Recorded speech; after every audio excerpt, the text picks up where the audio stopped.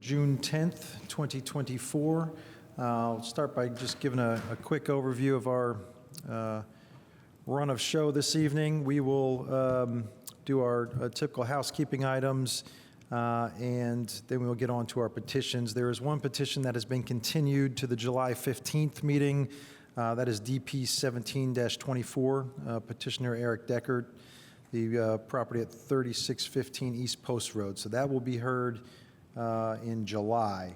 Two petitions that we will hear tonight, SP 22-24, Tyler Curry, 4600 East Morningside Drive, and DP 12-24, Darlene Meyer, the property at 4415 East Morse Pike. So that is what we will be hearing tonight. But before we get to all that, let's just make sure we have quorum. Let's call the roll.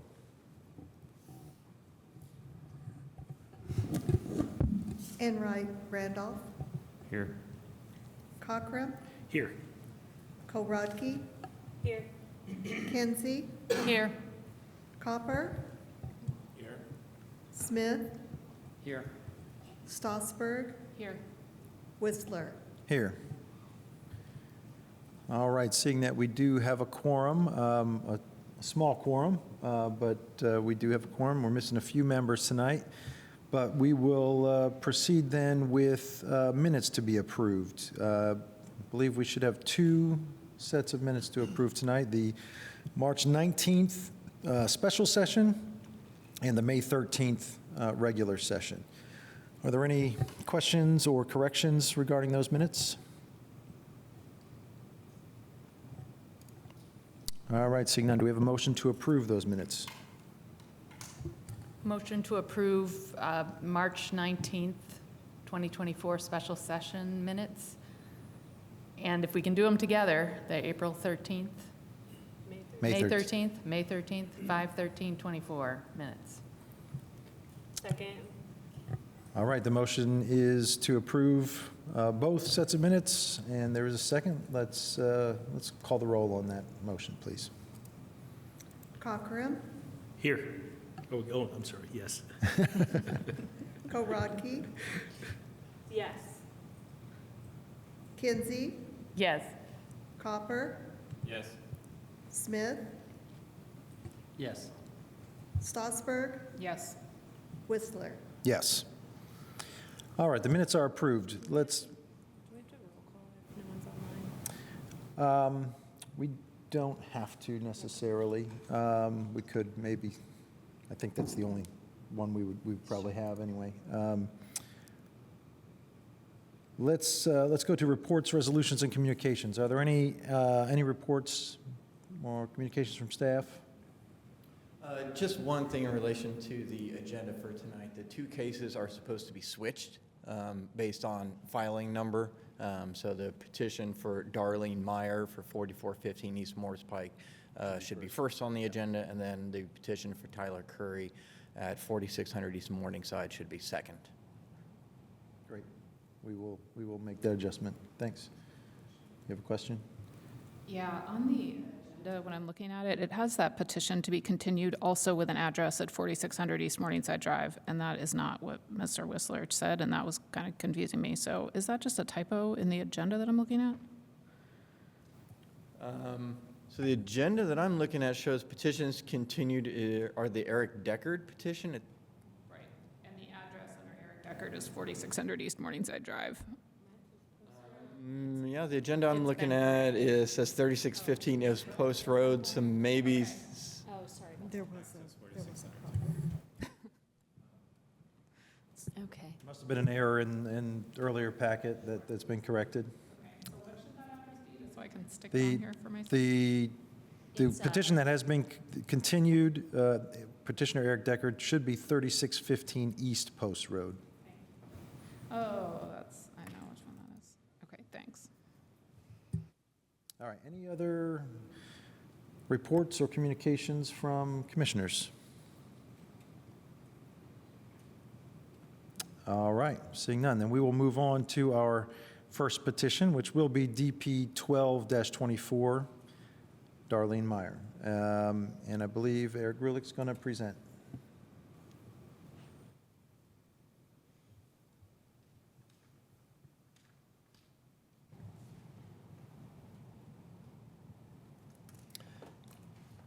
Thank you.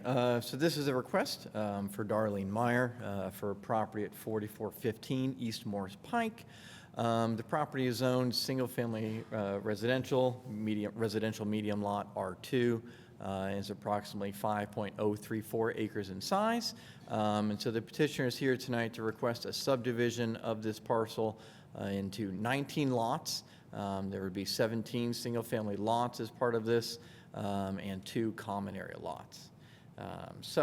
The petitioner is also requesting a waiver from one of the subdivision requirements for the traditional subdivision type that requires a minimum of 67% of a lots to be accessed by an alley.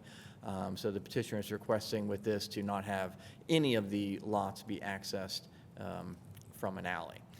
So the property currently has 1 residence on it. There are single-family residences to the north, attached single-family to the east, and vacant land, well, not vacant. There's a 2 single-family houses on property to the west, and then to the south of this, on the south side of Morris Pike, is property that is in the county, is currently used as an agricultural use. So this property, a vast majority of it is undeveloped, has been used for farming, agricultural purposes, with the single-family residence on the south side of the property. And as I mentioned, the petitioner is requesting to subdivide this into 19 lots, 2 common area lots, and then 17 lots that would be developed for single-family residences. With this subdivision, there would be extension of Bridgestone Drive, which stubs into this property from the east. So that would be extended through this site to the west. At the previous hearing in May, one of the comments that came out of this was the alignment of that drive with right-of-way to the west of this. So the petitioner has adjusted the direction and the angle of that right-of-way to try to align with where that adjacent right-of-way is. That adjacent right-of-way was dedicated with a petition in the 90s. However, it was not bonded for. So while there was right-of-way that was dedicated for a possible future road there was no bonding for that, and the road is not there. It is just right-of-way that is dedicated. So it's very likely that when something happens on this property to the west, that right-of-way will be adjusted to align with this location. So with this, they would also be constructing a new public road through the property. All the public roads in this would be public, with 61 feet of dedicated right-of-way. And so with this, there would be a public road that would extend to the north. Given the lack of adjacent connections on adjacent properties, you've got Gentry Honors to the north of this with single-family lots that stub into the backside of this property. There are no road stubs to connect into. So the petitioner has shown kind of an alley stub on the north side of the site that would stub to the west. So this would be placed in 20 feet of right-of-way with 14 feet of asphalt for the alley. And so that would stub into the property to the west to allow for a future extension and connection through that property. They've also shown a turnaround on the east side of the road, on the northeast side of the site, to allow for emergency vehicles or sanitation trucks to turn around to accommodate those turning movements until that alley can get extended. So with this, there would be 2 common area lots that I mentioned that would be used for stormwater detention on the south side of the site. So a large detention pond on the southwest corner of the property, and then another smaller facility on the southeast. Both of those are in common area lots as required, and would connect to existing storm drains along Morris Pike. So with the subdivision request, they are required to dedicate right-of-way along Morris Pike. Morris Pike requires a total of 74 feet of right-of-way, or 37 feet from center line. That has been shown on the plat. There would be a 7-foot sidewalk and 8-foot tree plot installed along Morris Pike as well. Due to a lot of existing utilities along Morris Pike, it is not possible to put the street trees in along the right-of-way. Sorry, I'm trying to get there. There we go. Due to the existing underground utilities along Morris Pike, the street trees will have to go on the north side of the sidewalk. So those have been shown here. There is a missing street tree on the west side of the site that will need to be adjusted and accommodated with the grading permit. So we have added a condition of approval for that element, and we'll show that in a second. One of the other issues that was discussed with this petition were the internal streets and the width of those. The petitioner was previously showing 34-foot wide streets to accommodate on-street parking and travel lanes. After looking through the expected amount of volume for this development, it was decided that 34 feet was not in keeping with what the transportation plan envisioned for streets with this volume. So the petitioner has changed that to a 28-foot from face of curb to face of curb. That still would allow for on-street parking on both sides, but given the low volume here, it is not expected that 2 full lanes of on-street parking are going to be needed and would result in a lot of excess asphalt.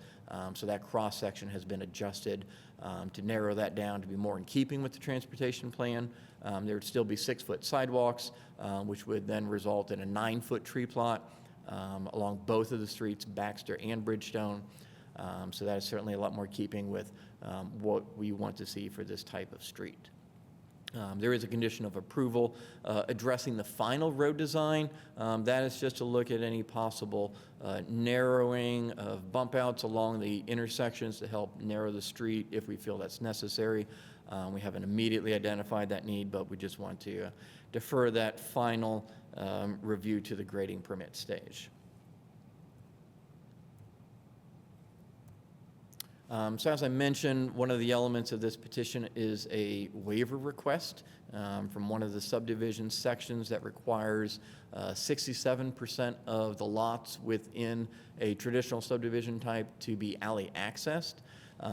Due to the narrow lot width here, as you saw in the proposed site plan, there's just one internal public street with lots on both sides.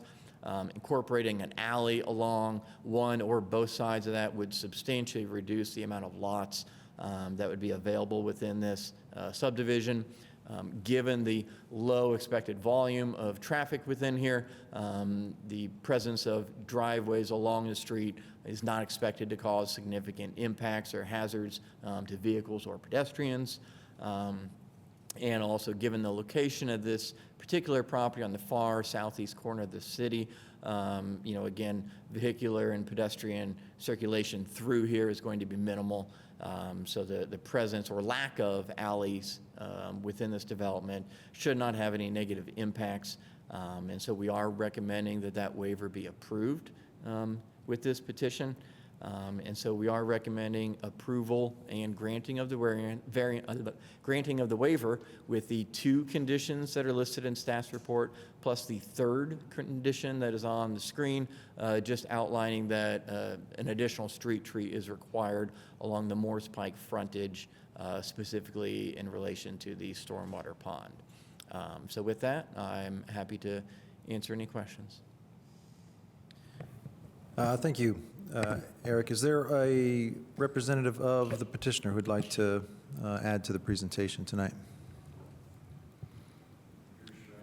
Just come on up to the podium here and state your name for the record.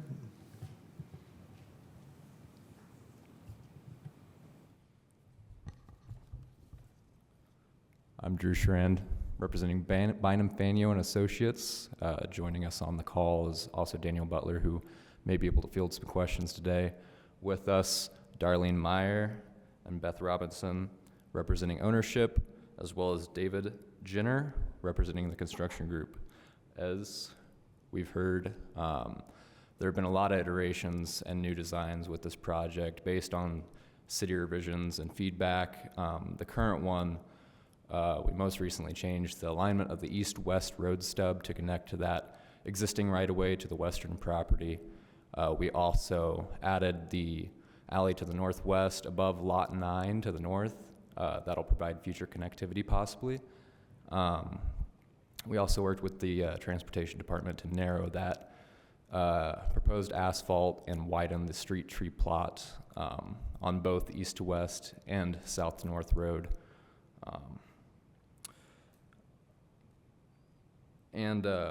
I know home affordability has been a topic brought up a few times through this design process, but we believe with this current design proposal of 17 homes, that'll match a lot of need and fit in with the existing concepts, specifically to the east that we're connecting to.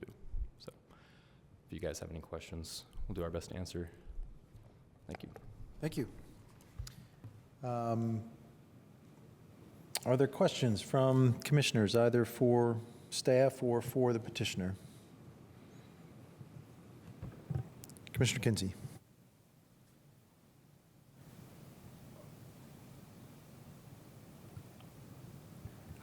I guess I had a question, but I was waiting to be recognized. Kinsey said go ahead, All but right. I was going to offer to you just so we could do it in a linear fashion, but I don't have to. no, mine was just, was there improvements to the sidewalks on Morris Pike? I guess, I think you touched on There weren't any changes from the last hearing to now. They do have to install 7-foot sidewalks and 8-foot, I think, or 9-foot tree plot. So they've shown the tree plot, they've shown the sidewalk, but the street trees have to be on the north side of the sidewalk due to underground utilities along in the tree plot area along Morris Pike. Okay, so that's the difference. All right, thank you. Appreciate that, and I appreciate. Commissioner Cochran. On the property to the west, can you show us where the road will butt up against that property? Because it looks like there's 3 parcels on the GIS. Why is this not See? Yeah.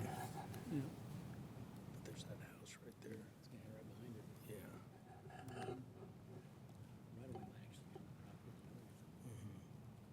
It's all one owner. Yep, so the line that is shown in GIS roughly represents the north line of that right-of-way. So this is showing it kind of, I'm trying to figure out the best way to, yeah, the line in GIS is in essence the old one. So the right-of-way that is there is just a little bit, that represents the north edge of the right-of-way.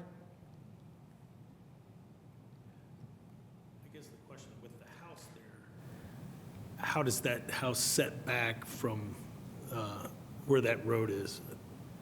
Or like if another road was going to enter into on the other property, how would it affect the current residence that's there? Oh, I see. So the road, I think, would be probably just about almost on the north end of that house with the alignment that is shown now. So the house would be out of compliant, correct? I'm sorry, can you say that? Would be out of code, like setbacks? No, so this subdivision, as I mentioned, when the property to the west of this that has that right-of-way constructed, or that has that right-of-way platted on that, when that develops, I would expect that the right-of-way line that is shown on that will be adjusted. That plat was done back in the 90s. And like I said, it was really kind of interesting going back and looking at that case file because, like I said, it didn't require any bonding for that road. And they were just showing that lot, that right-of-way there, in order to allow this other lot to the north to be platted. But they never did anything with it. So really, in reality, when that property to the west comes in, the plat should be vacated, and then a new plat will come forward,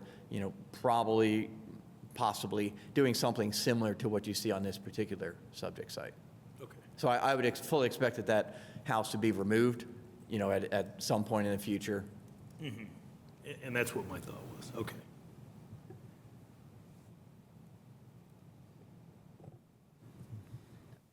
My question actually stems a little bit about that same road issue with regard to what we're supporting or helping in terms of that west property. Does this represent the new road alignment, what's best also for the west lot, or at least to the best of the ability of, I'm trying to think about contiguous land use here and roadways. So Eric, your comment just now indicates to me that the west property would then be replatted, or there would be an adjustment to that plat to make it essentially align with what this property will do. That's the idea. Yes, so we were making a minute adjustment Yeah. in terms of the alignment of this road to try to get it a little bit closer, more centered to where that right-of-way is on the adjacent property to the west. So also, I guess, I failed to mention, Bridgestone Drive is shown on our transportation plan as extending fully through this site from 446 over to Smith. So that would be extended through this, through the adjacent farm to the west as well. So like I said, it's very likely that the property to the west of this will have that plat vacated, amongst other things, because we have dedicated right-of-way with no means to build any road within it. And I would imagine that, the property to the west, would want to do something very similar to what is being proposed on this development site currently, in terms of utilizing the road. So, once we've had a chance to then look at the trees on the property to the west and do a little bit more analysis there, that right-of-way can be adjusted, at some point in the future, but it's still essentially maintaining that alignment. Okay. Yeah, as I said last time we discussed this petition, that, my concern is just not to put ourselves in a bad position or to make a decision now that could put us in a bad position with the next development. I realize that that's not, I'm not asking the petitioners to adjust that, but I think if we can make adjustments now, this is the time to do it. So it sounds like this is the best course of action. Yeah, the Okay. line that is shown in GIS, kind of as best as we can approximate the information we've got, represents kind of that north line of the right-of-way. So the right-of-way then is a little bit south of that line. So we're getting a little bit further away from the better stand of trees on the north side of the site. Yep. Okay, thank you. Thanks. I have a follow-up on that same issue because the property owner that owns that lot to the west actually spoke at the last meeting and said very vehemently that they would have no plans at this point to sell or develop that land. So I would love to see some kind of an overlay up there of exactly how that road is cutting through and where it's interacting. And I feel like I saw something like that last month when we were looking at that stub. I don't know if I'm just imagining it now. But because it looks like maybe the angle changed a little bit, but there was also concern about how that stub was then going to stub right into their house. And, as was just mentioned, we don't want to put ourselves in a bad spot later on because there is no guarantee that this person who owns this lot to the west is going to want to ever change it and do anything with it. And our right-of-way, if we want to build Bridgestone all the way to Smith, is to use the right-of-way that's already platted, which is to the north. So is there a way to see how exactly it lines up there in terms of this stub? Yeah, so we did look at, perfectly aligning this up with the right-of-way to the west. And so you can see here kind of on the exhibit, both sides of the right-of-way line. And so it was not possible to perfectly line these two stubs up. The extension from Bridgestone and then this right-of-way to the west of this. So they've come as close as possible with maintaining our street design standards and centering that. Certainly, we're not implying that by stubbing to some particular location that, the imminent removal of any structures on an adjacent property is going to happen. Nothing is triggering the construction of the road on the property to the west, and we don't even really have a means to require that road to be constructed. So the only way that something is going to happen on the property to the west of this is if at some point in the future, 10 years, 50 years, 100 years from now, that property is looked at as in some redevelopment fashion. So those two little parallel lines there on the left of that slide is the right-of-way that we already have? Yes. Okay. Yep, so that represents the right-of-way Okay. as it is platted. Okay, thank you.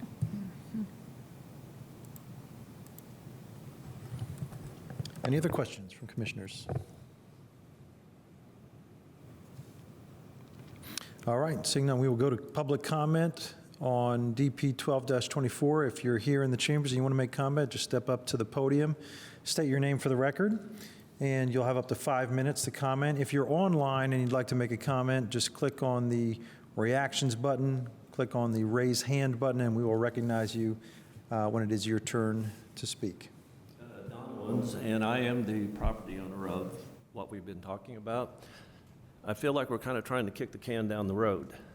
And like to have a little bit more definitive answer about, in the future, we don't at this time plan on developing, but seems that we need to have more of a finite answer, on this connection.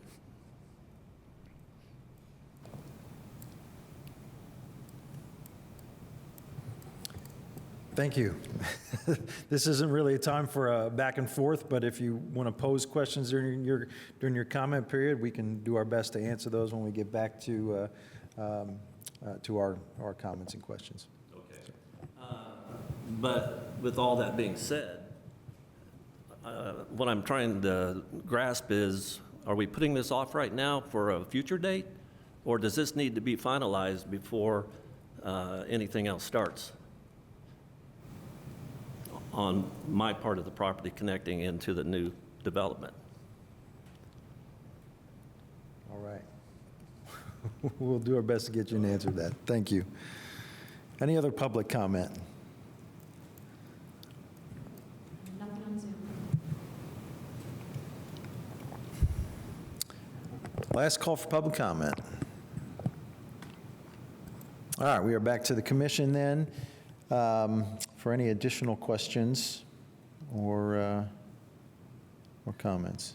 Well, I don't know if there's anything more we can discuss about the cut and the right-of-way in this property. Eric, if there's anything else that you want to add to help all of us understand, including the property owner who raised the question? I guess I don't really have much else to really lend to it. Like I said, we've tried to align the two sections that we've got from the existing stub of Bridgestone Drive to where the right-of-way is on the property to the west. As we said, there's nothing that is implicating the property to the west in any manner. It is not being brought out of compliance with anything. It's not triggering any improvements, no road construction on the property to the west. If anything, by shifting it a little bit south, we've enabled a little bit more tree preservation on the property to the west. That is something, yes, we are kicking the can for where this right-of-way and road on the property to the west might happen because nothing's being triggered for any review on that property. We've tried to factor in everything as we can with this particular petition, taking in all the factors that we've got, and what they're showing extends Bridgestone. If there was a built road on the property to the west, then that would be a little bit different. But since it is unbuilt right-of-way, we know that something's going to be adjusted on the property to the west, whenever that does develop at some point in the future. I'll just add, Jackie Scanlon, Development Services Manager. When you look at the aerial of from Bridgestone coming from the east, the die was kind of cast when that street was platted. So between last month and this month, we have taken that alignment, which is a fixed location in real space, and tried to, have them orient the new right-of-way that they're planning to get as close as possible to the existing right-of-way to the west that hasn't built. And if the west goes to develop sometime in the future, then we'll deal with that, moving that, theoretical right-of-way to line up. Can I ask a quick follow-up on that? So, as I understand it, there's basically two scenarios where this road would ever get built. One is current property owner sells the property, decides to develop it and replat the whole thing, at which point the developer would build that road. And we would adjust the line as part of the approval of that development. Second scenario would be the city comes up with some pool of money that doesn't currently exist, decides that we want to build that road. In that case, the city would have to acquire additional right-of-way to build that road. So in scenario two, the scenario where the city just decides we're going to fund and build that road, this actually puts another impediment to that, because now we would have to acquire additional right-of-way before constructing that road. Is that accurate? Yes, and I'm struggling to see the impetus for us coming forward and building that road. I just don't, I don't see I don't see the impetus for that. Yeah. So it's highly, highly unlikely that anything happens with this road without the property owner's consent. Yes, absolutely. All right. Thank you. Any other questions from commissioners? Commissioner Enright Randolph. I'm just curious, since it was I guess, moved to the south a bit, how far did you move it from the first proposed layout to what we're looking at now? Yeah, would you go to the podium if you're able to answer that? Thank you.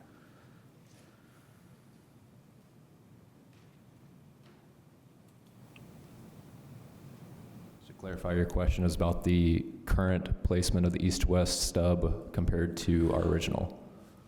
Yeah, I guess it looks like you actually try to move it north to be in more alignment. And I was just wondering, how far were you able to kind of move it north? We canted it 6 degrees from the center line in a clockwise direction from the existing Bridgestone stub onto this property. Okay. I'm not going to be able to do that math, so I'd say, is that the old one that you have up there? That is the current design we That's have. the current one? Well, I guess my point is you're trying to do your best with still leaving all the units in place, so, yeah. I figured if you had like a hard number, we moved it north 10 feet, 20 feet, might resonate with folks that are interested in this conversation. So thank you. Thank you. Any other questions? Commissioner Stossberg. Question unrelated to the road stub.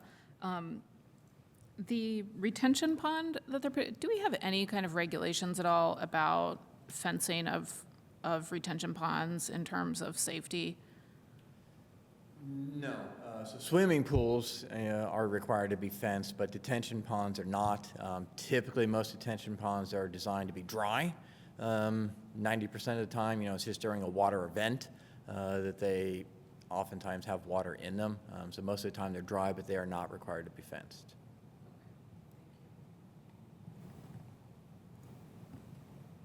All right. Any final questions, final comments, or motion?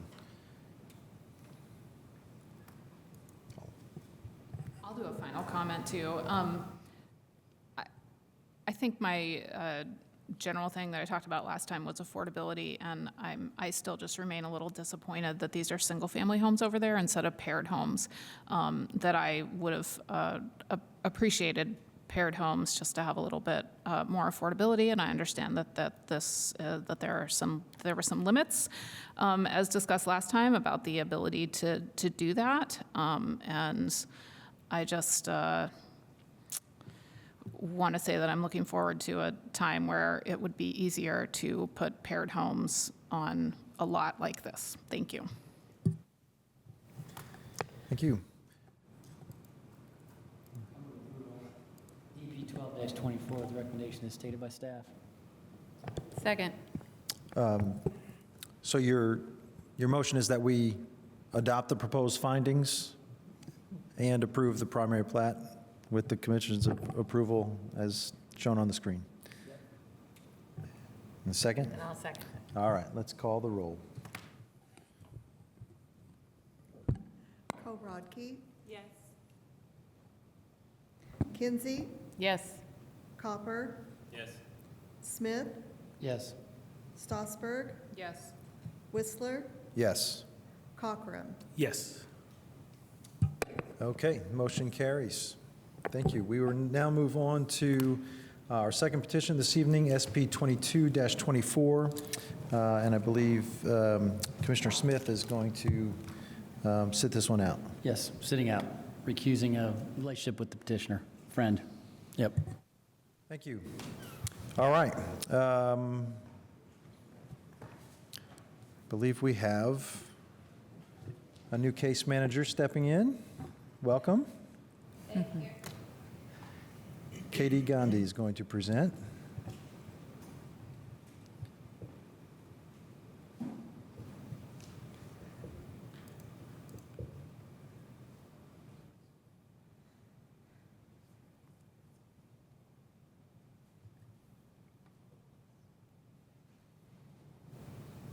Katie Gandhi, that way. Second. Katie Gandhi.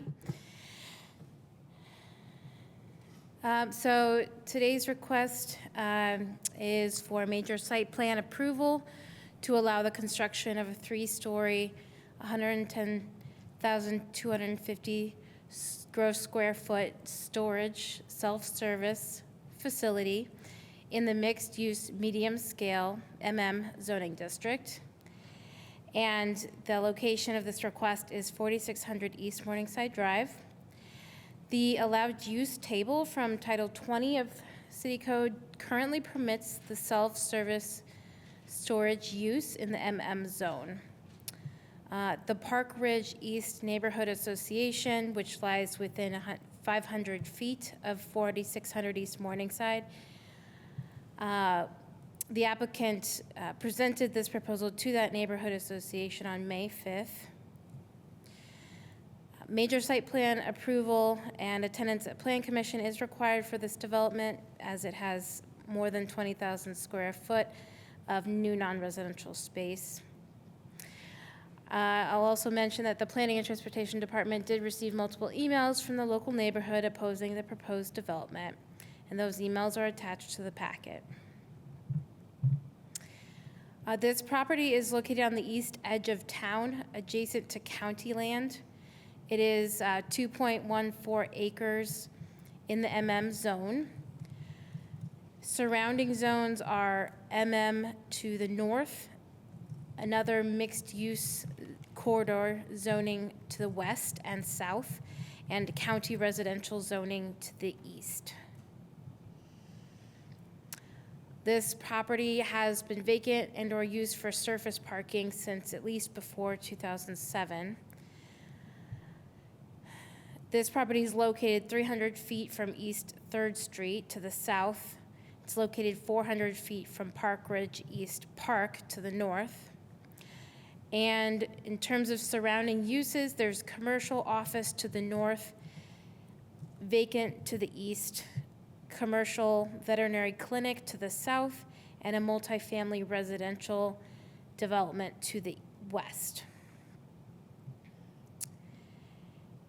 There is an existing 5-foot sidewalk and 8-foot tree plot along East Morningside. Vehicular access to this property is possible through East Morningside Drive, which is a city-maintained street, and also through a shared private drive of East Indiana Bell Court to the north. East Indiana Bell Court is a private road with shared access easement between this property and the property to its north, which in this picture is north is looking to your left. East Morningside Drive is a residential street that is currently assigned bike route and shared use lane. It is also has a current bus route for Bloomington Transit. This shows the property from the street. Here's the property to your right, looking north. And here's the property looking south. The petitioner is proposing to construct a single building, 3 stories high, climate controlled, to be used for self-service storage.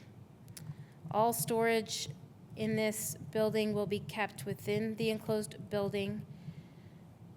The entrance to office space for pedestrians is along East Morningside Drive to the west. Interior drive-through access or vehicular entrance is located on the north and south sides of the building in a recess. So essentially, the car will drive into the building and load up and unload there.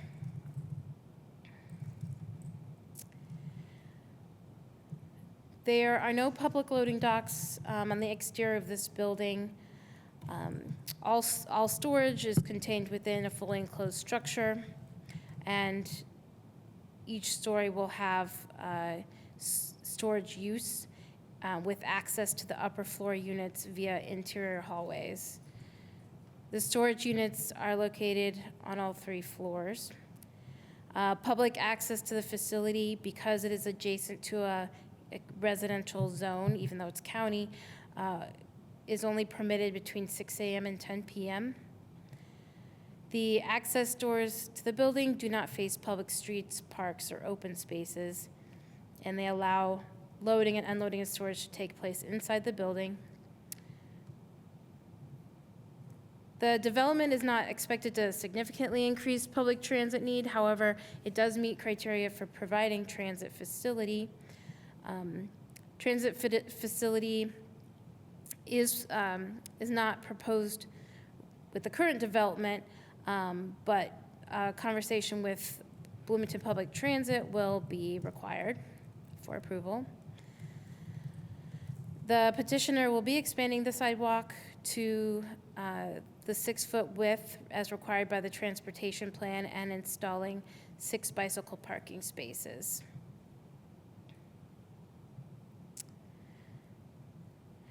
The development will install 7 new street trees, new parking lot perimeter landscaping, and new interior landscaping. As required by the code, a 15-foot wide vegetative buffer with 24 trees will screen the property from the county residential property to the east.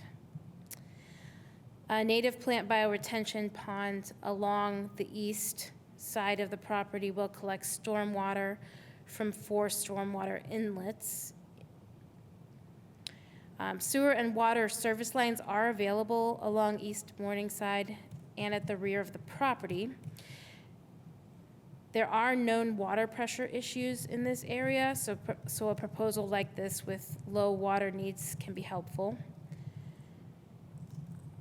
Final acceptance and approval from City of Bloomington Utilities is required to connect to the existing private stormwater lines. There's going to be 1 primary pedestrian entrance provided along East Morningside. The pedestrian entrance will include lights, building name, raised corniced entry parapet, and a recessed or framed shelter. All the 4-story windows on the primary facade are transparent and do not make use of dark tinting or reflective glass. I should say on the first floor in the primary facade.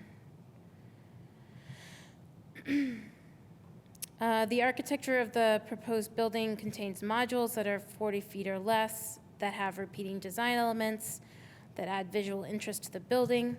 There's awnings. There's a change in building facade height of at least 5 feet between each module.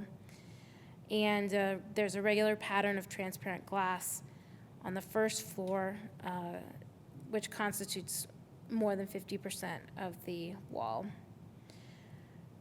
The north elevation includes a recessed automatic door that serves as the vehicle's exit from the building. The building includes a flat roof with a parapet, and all sides of the proposed building, including those not visible from street frontages, have a finished facade similar to the facades, to all the facades on the building. There are multiple exterior finish materials, cementitious siding, brick, IFAS, stone, and glass that repeat horizontally and vertically to create color and pattern changes. And the south elevation includes a recessed automatic door serving as the exit for the cars. This is not an exact image, but it gives you an idea of the entryway and to the office and the the doors that the vehicles drive in to unload and load. There is a karst feature on the county land to the east of this property, and per code, no land disturbing activity will occur within that karst feature. Additionally, the landscaping and bioretention pond proposed should aid in helping protect the natural karst feature.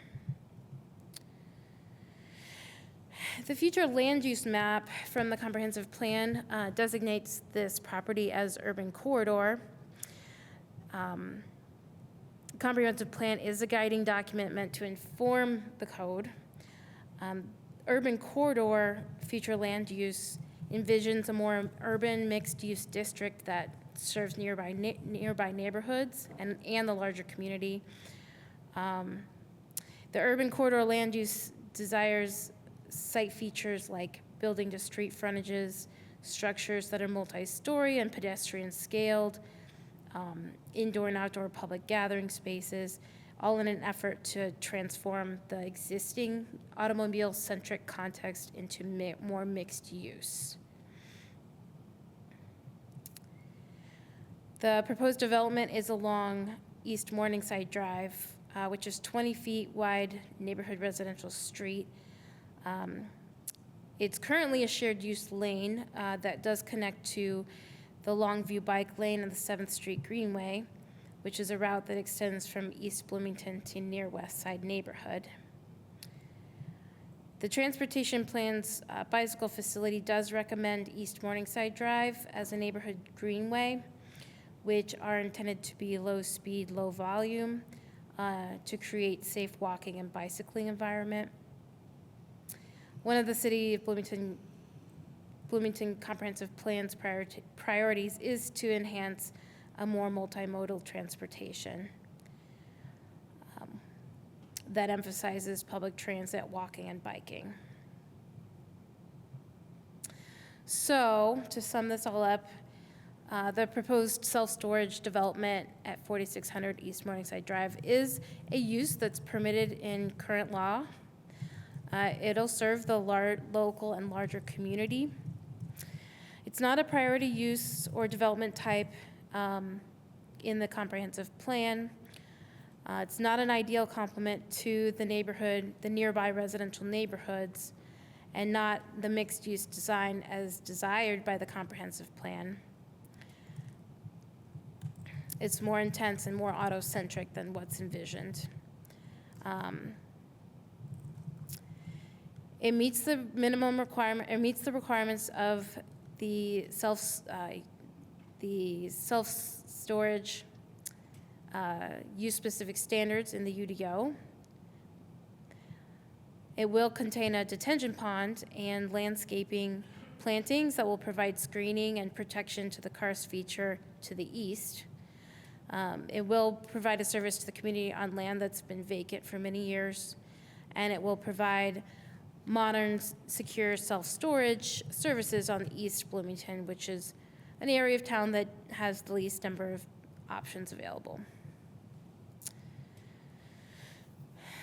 So the Planning and Transportation Department recommends that the Plan Commission adopt the proposed findings and approve SP 2224 with the condition that the petitioner must receive a grading permit, show lighting specs, obviously apply for a sign permit.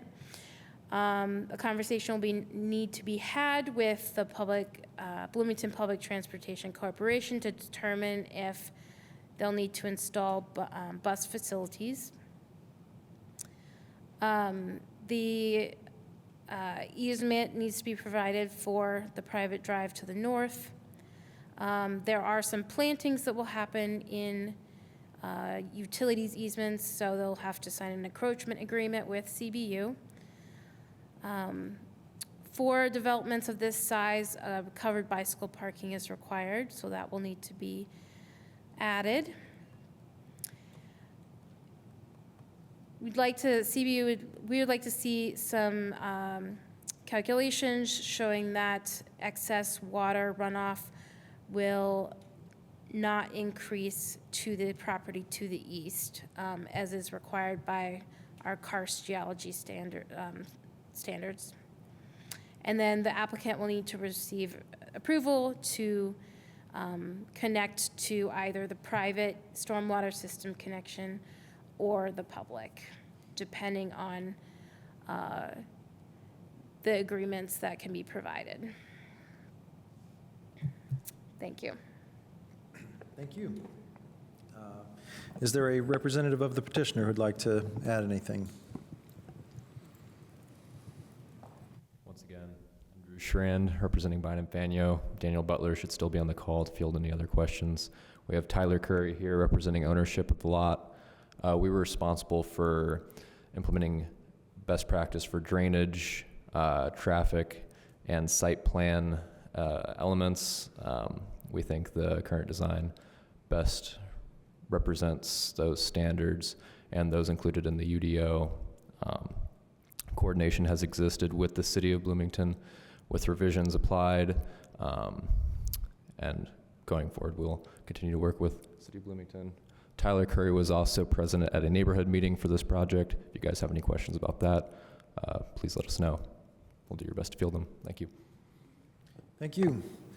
Are there any questions from commissioners, either for staff or the petitioner? We'll start at this end this time. Well, I'll just make a note that Morningside Drive is already a neighborhood greenway, that actually was constructed earlier this year and turned into a neighborhood greenway. So that is currently, has that status. I'm not sure that I have any questions at this time. Questions? Nope. Moving on down. All right, go ahead, Commissioner Kinsey. All right. I have a question, and perhaps it's just a highlight, Katie. When you were doing your report, you didn't kind of elaborate on the development standards, and I think I wonder if you can comment at all about the discussion that starts on page 19 that indicates the development standards for storage, self-storage, use-specific standards. I just find it really helpful to see those UDO standards, and I mean, they really specify a lot of provisions about loading and public access permission. And I just wonder if there's anything in there that you wanted to comment on further about what it both constrains in terms of use and make sure that the use is, regulated in some way by city code. Is there anything in there that you want to highlight as part of that?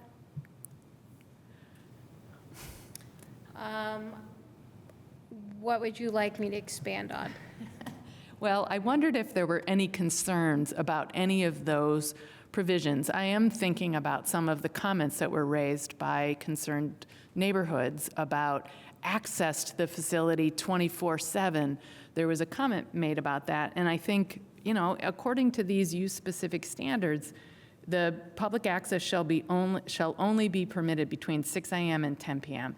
And outdoor loading is specified in here. And I don't expect, neighborhood residents to be aware of all of these specifications, but I think there's a value to indicating that they exist, and that if there were any concerns about them, we should raise them here. Does that help at all? Sure. I'm trying to turn my comment a little bit into a question if you can't figure this out, but yeah. Well, the petitioner is aware that public access is only permitted between 6 a.m. and 10 p.m.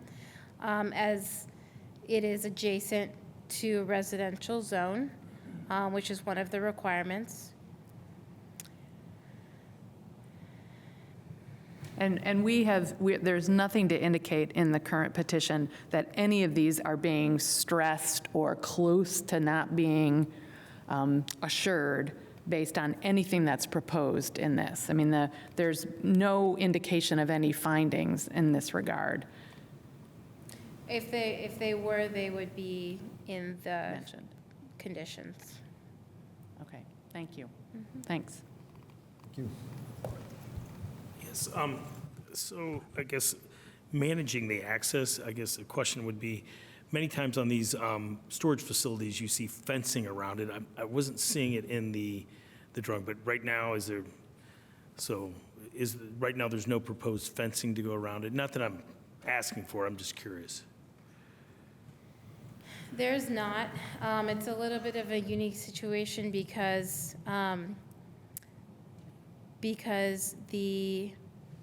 all of the loading happens inside.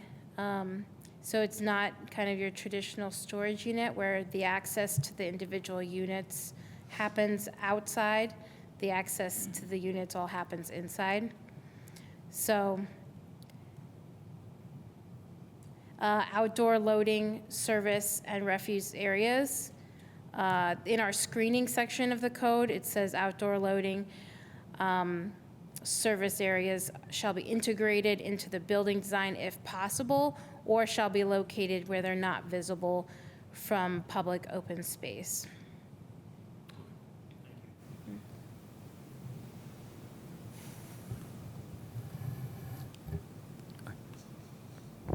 So I guess from the presentation and everything in the packet, they're not asking for any waivers or variances.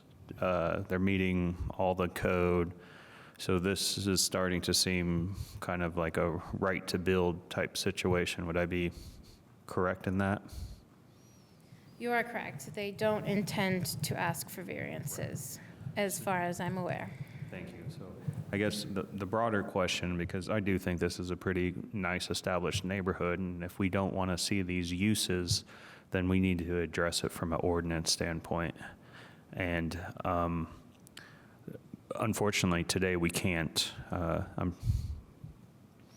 Maybe the petitioner can add as much as neighborhood detail quality in the facility, but then, we're asking them to put in a financial commitment there. So the only thing I'm going to offer as another comment is maybe when these neighborhoods are built out to a certain percentage, that there's a condition that they need a waiver from the Plan Commission, or we won't really ever have a position to say yes or no to these types of developments. So that's my comment. I will say that City Council is aware of this, and they are considering reevaluating some code. Thank you for that dialogue. We have been informed that the Plan Commission can petition the Planning Department for ordinance changes as well. All right, any additional questions before we go to public comment? I guess I'll just ask, there's a lot of conditions that go along with this recommendation, maybe more than we typically see. Was there a rush to get this to Plan Commission, or do we normally have this many conditions? I mean, I'm still at like less than a year on Plan Commission, so maybe I don't, it just stood out to me that there's a lot of conditions there, and perhaps we would want them to meet more of them before we actually have adopt the recommendation. Yeah, this did occur on a little bit of a advanced timeline, a quick timeline. Oh, sorry, I'll add, Jackie Scanlon, Development Services Manager. The conditions that Katie included, I think we felt could be managed from here on out, and that maybe could be explained to you in such a way that you would understand the repercussions, where sometimes, they need to be, that change needs to happen so that you can see what will happen because of it. But yeah, if you all would rather see some of those things implemented, especially like the design ones or whatever, you could always continue it and we could bring it back next month. That would be perfectly appropriate. Thank you. All right. Any more questions? Nope. Okay, we'll go to public comment then on SP 22-24. If you're here in the chambers and would like to make comment, just step up to the podium, state your name for the record.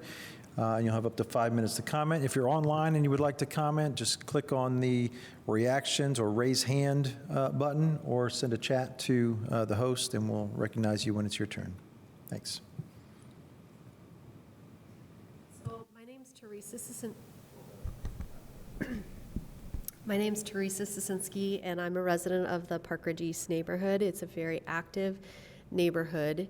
I want to first start off and say that I actually think that storage units are needed on that side of town. So I do think the use is a great idea, but I don't think in practice this accomplishes all the needs that the comprehensive plan's vision is for the community. And I don't think that it accomplishes the things that the actual residents there, how they utilize that space currently. So right now, that sidewalk, that building has been demolished for a very long time, and that sidewalk is used very frequently by the people going from the park to the ice cream store, or from the park to laser tag, or from the park to the vet. And because that kind of fits the vision that Bloomington has, is this walkability, commercial, mixed-use type of property, I think that I would like to see something that's on a more smaller scale, not so much the building itself, but the pedestrian side on Morningside, to accommodate some kind of commercial access, whether that be retail or office space. But because of the walkability that is currently being utilized in that neighborhood, and also that it's a greenway, it has access to the bus route, it's bicycle friendly, I think that there is a missed potential for having a really good economic hub united into that project. And that's my comment.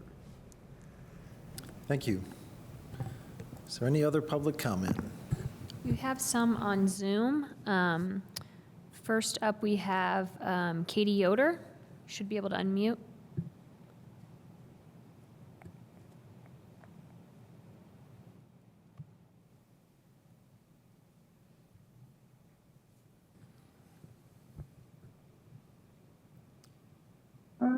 Okay. Oh, there you I are. started talking. I didn't realize I was not unmuted.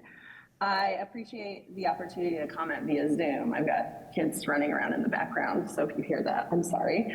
But thank you for letting us be here. I wasn't going to comment because, like Mr. Enright Randolph said, it kind of seems like a done deal. The developer's done his due diligence, but I really started listening when the idea that this is something being considered by council and it could change means we could be in the tail end of like a poor zoning ordinance. And if storage units are being removed to be in this specific type of zoning or need more notice, it's just going to be kind of upsetting if we're the impetus to get that done. And I believe I've watched commission meetings where things have gotten halted and they come back 6 months later or something. I don't know if it's an opportunity, if these conversations are happening, if we would be able to see what happens. I don't know if that's possible preemptively, but it does sound like it's not really in the spirit of the comprehensive plan of the city to increase density or make housing a little bit more affordable and accessible by building a storage unit that can't be used for other people to live in. But I know this isn't a question and answer session, but that is just my thought and concern. Is it just feels sad that we could be the last storage unit built in this zoning. Thank you. Thank you. Are there any additional comments? We have three more, I think. Kayla Empson, you should be able to unmute. Hi, yeah, I'm actually here with my partner. We live right across the street from this lot in that residential, that multifamily residential. Just want to clarify that it is a it's not like a normal like apartment situation. It's we also have townhomes as well, and that it's a very community oriented sort of space. But my partner had some ideas to share as well. Yeah, so kind of backing up what Teresa said earlier, it is a very active area. Our daughter bikes there. We bike across there. Lots of people bike there. We go to the ice cream for Brewster's. It's a very walkable area. And so we have some concerns that essentially this space it could be a very important space for this residential area is kind of being appropriated for commercial reasons that don't really seem to add much value to the community itself. Like, I think it is important to have storage spaces. That's great. But I'm not sure how much that really benefits this particular community. I'm not Yeah, sure like if Sarah it wants being to add used, anything to this.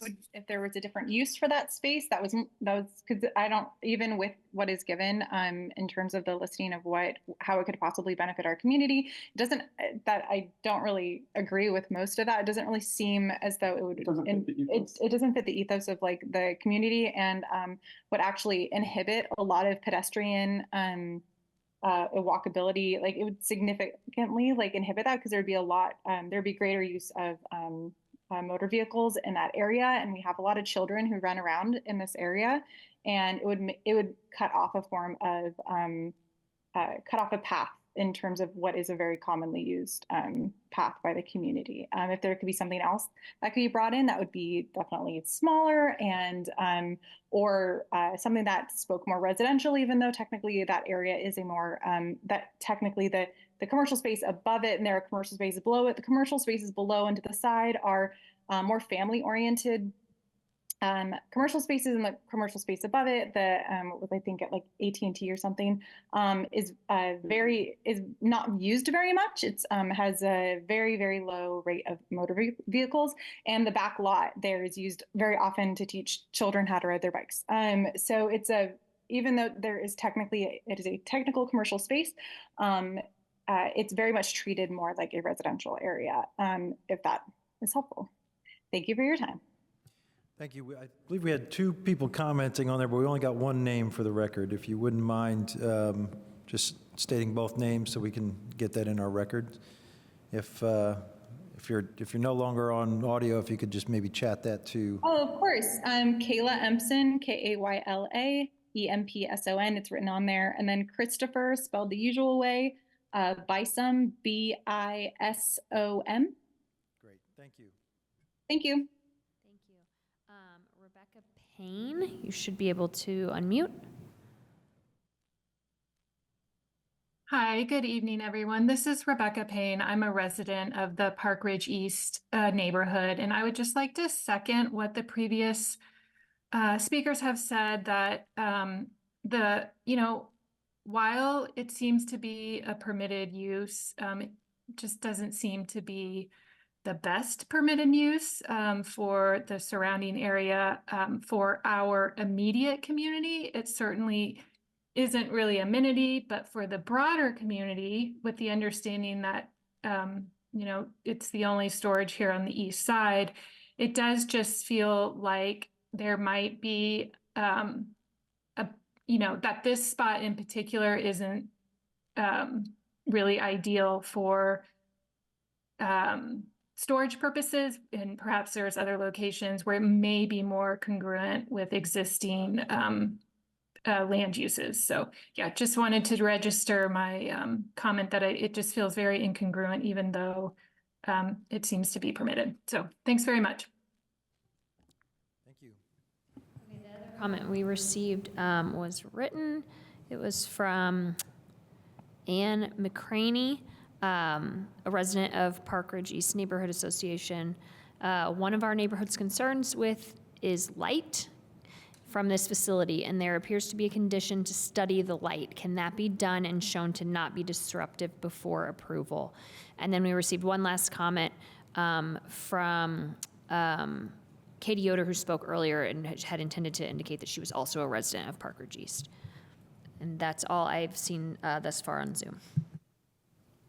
All right, thank you. Are there any additional public comments? Last call for public comment. All right, we are then back to the commission for any additional questions. Oh, Well, it's Miss Empson has raised her hand again, so I don't know if she's got someone else there. Miss Empson, did you mean to raise your hand? You should be able to unmute. This is her partner again. Sorry. There's one other thing I wanted to ask. If there's, I don't know how this works as well as other people do, so I apologize if it's sort of a silly comment. But I guess my question is also: is there any sort of empirical evidence about the proximity of these storage spaces to other residential neighborhoods? Like doing a little Google search, it looks like most of them are not really in very residential neighborhood like this. And I know that this is technically a commercial space, but I'm kind of wondering if there's any research being done into how close these storage spaces actually usually are to the residential spots and not like off the highway, right? Or at the, in more, I don't know, more thoroughly commercial areas where there's more buildings and more services offered. But that's just a question, if there's anything that can be done about that. So, sorry. thank you. All right. Are any others in the queue online, Jackie, or was that our last raised hand? All right. We are then back to the commission for any additional questions. Commissioner Kinsey, go ahead. Sure. I'd like to raise a question about the lighting and what we might see in that photo vote, the actual lighting expectations that are part of the condition number 2, the lighting and photometric plan.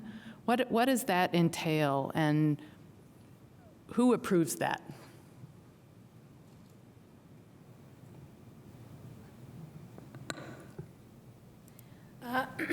Katie Gandhi. There is lighting requirements listed, outdoor lighting requirements listed in Title 20. The standards for mixed use and non-residential lighting would apply to this development. There's too many details to read, but essentially they would be held to Title 20 outdoor lighting standards. And then how is, it indicates in the condition that it's approved before issuance of a grading permit, and that would be approved within your unit?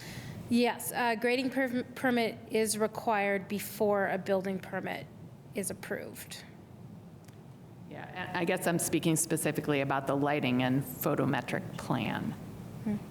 Yeah, so we would check the photometric before we issued a grading permit. And so we would be checking, like Katie mentioned, we check light trespass, we check design of the lights, that they're meeting like the downward shielded requirement, making sure that they're not shining into the right of way or past, over a certain number of lumens across the property lines for the adjacent properties and the right of way as well.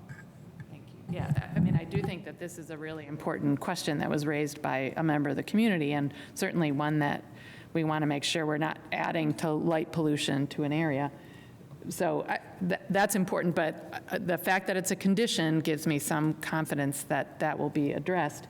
My other question is more the process of what does it take, and what can we say now about the possibility of changing, essentially, if we're not interested in these kind of uses near to a residential neighborhood, what would something like that take, and what's the process for that?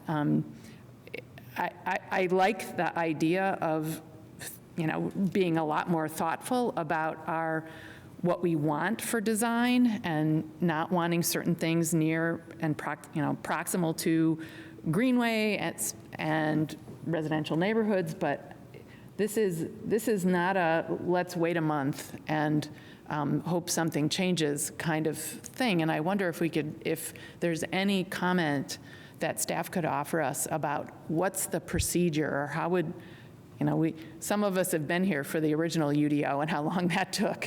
So we're quite familiar with the length of time that it takes for that kind of change to be made. But we have made some other revisions and modifications to the UDO, and so I guess I'm wondering what's the real feasibility of that? I don't know if somebody can make a comment about that. UDO changes can be prompted by council or the administration through the Plan Commission. It's our understanding that at least a couple of the council members are in discussions about potentially proposing an update to the UDO, which is Title 20 of the Bloomington Municipal Code, which would require your review and recommendation to council, and then on to council for final decision, and then on to the mayor for final decision on signing that. It's a months-long process. They are on or about to be on summer break, so it would be fall or winter at the earliest, I would say.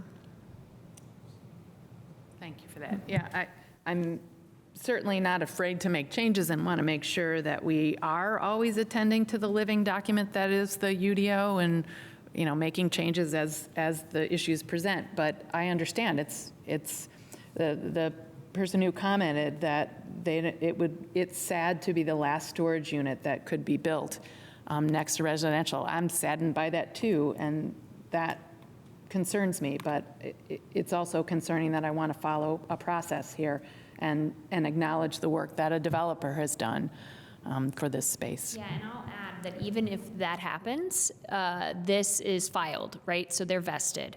Yep. So even if you don't approve it tonight, you would have to review it under the old rules, no matter what happens to the rules, just for clarification for those who are listening.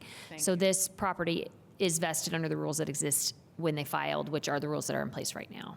Thank you for that. That's a very important comment to make, Jackie. Thank you. Thanks. All right, any additional questions? All right, as a reminder, the recommendation from staff is that we adopt the proposed findings and approve SP 22-24, use 2024-05-0051 with 9 conditions listed in the packet. Would someone like to make a motion to that effect? Go ahead, I have a okay. comment as well. Go. Okay, do you have a comment too? Because I'll go after you. You wanna I go just want to make sure that we have time to comment, that's all. before Okay. Sure, motions yeah, made. well, we'll make sure. Let me make a quick comment. I'll make a quick comment, and then I'm happy to make a motion. I do not love this use for the site. I'd rather see residential or commercial. However, with that said, I also don't love vehicles parked on the street and garages not being used. We just have too much stuff. So these storage facilities are highly needed. I guess my thought is it's located where the users are, next to the homes, next to the apartments. It's easy access. Yes, when I see this, I knew the original owner of this site. She would have liked to have seen it be residential. She's a client of mine. But I do see the use, and I think it's a permitted use, and it's they're following all the rules, so it's hard, it's hard not to move this forward, so. Thanks. Commissioner Strasburg. Yeah, I just definitely need to make a comment about this for a couple of reasons. One, I am the representative of District 3, where the storage unit is theoretically being built, and I have heard a lot from my constituents about this storage unit.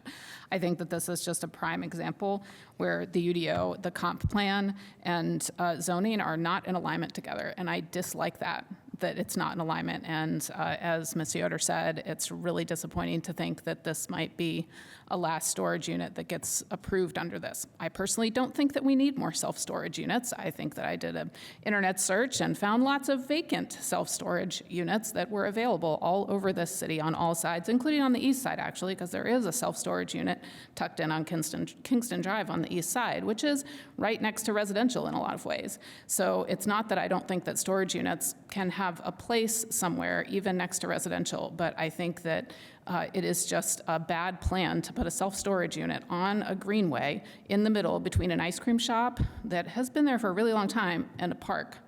I just think that this is a really less than ideal situation altogether, and I will be abstaining tonight because I can't really vote no, because as was already mentioned, they have followed the rules. It is in the UDO as it is.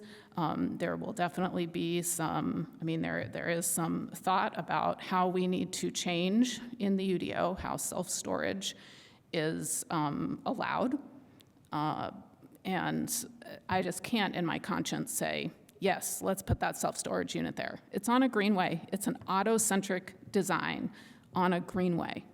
And I think that that is highly problematic. It is highly problematic, and I cannot vote for that. Thank you. Thank you. Any other final comments or a motion? I can make a motion. I move that we adopt the proposed findings and approve SP 2224 with the following 9 conditions. Is there a second? Second. All right, any other final comments before we call the roll? All right, let's call the roll. Kinsey, Yes. Copper, Yes. Whistler, Yes. Cockrum, Yes. Korodke. Yes. All right, and one abstention. Yeah, don't I still have to abstain? Oh, Yeah. Strasburg. Abstain. All right, the motion carries 501. That is our final petition this evening, so unless there are any other final announcements before we adjourn? All right, we are adjourned. We'll see you in July. Thank you.